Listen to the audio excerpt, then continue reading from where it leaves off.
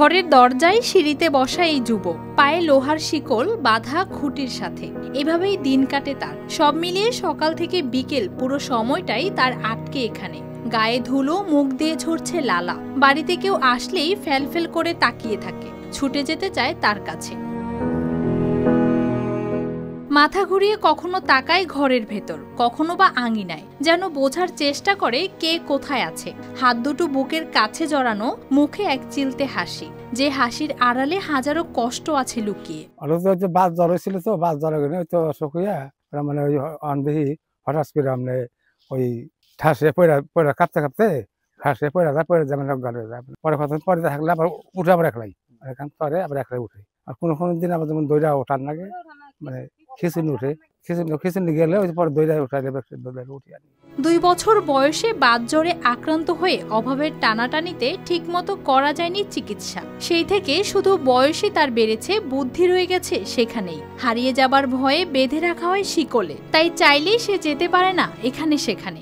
ভালো মানুষ ঠাস করে পয়রা যাইয়া খিচুনি উঠে, জ্ঞানী থাকবার চায় না কত সময়।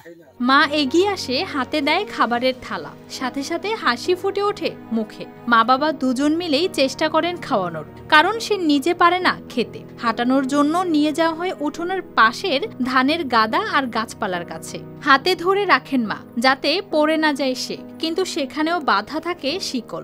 এটাই তার আটকে থাকা জীবন। অত্যাচার করে, মানুষের অত্যাচার করে, গাড়ির রাস্তায় যায় যায় মানুষের নাইতে, ওই চলতি গাড়ির বাড়ি মারে। এই কারণে আমরা শিকল দিয়ে বাঁধা রাখি। এই দৃশ্য গাজীপুরের ধামরাইয়ের কুল্লা ইউনিয়নের নওগাঁও কায়েত গ্রামের। এখানেই জন্ম মোহর আলীর। অসুখ হলেও দারিদ্র্যের কারণে হয়নি চিকিৎসা, আর সেই কষ্ট আজও বহন করছে পরিবার। আর ছেলেটার ছোটকালের থানে বাত জ্বর হয়েছিল, বাত জ্বরের থানে মনে করে যে মাথা খারাপের মতন হয়ে গেছে।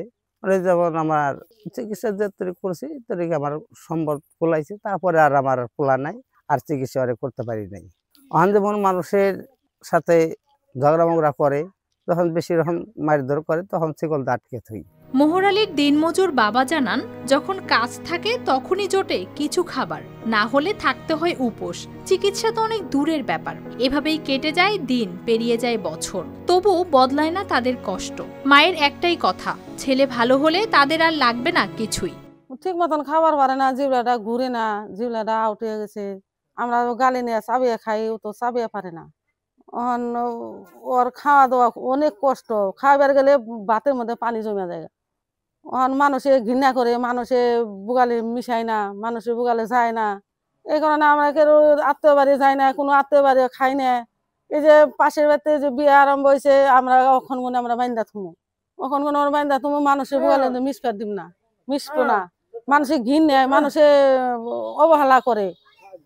পরিবারের চাওয়া একটু চিকিৎসা সহায়তা। মা বাবার বিশ্বাস, যদি মেলে সেই সুযোগ, তাহলে হয়তো শিকল ছাড়াই চলতে পারবে তাদের সন্তান, বলতে পারবে কথা, নিজের মতো করে পারবে বাঁচতে।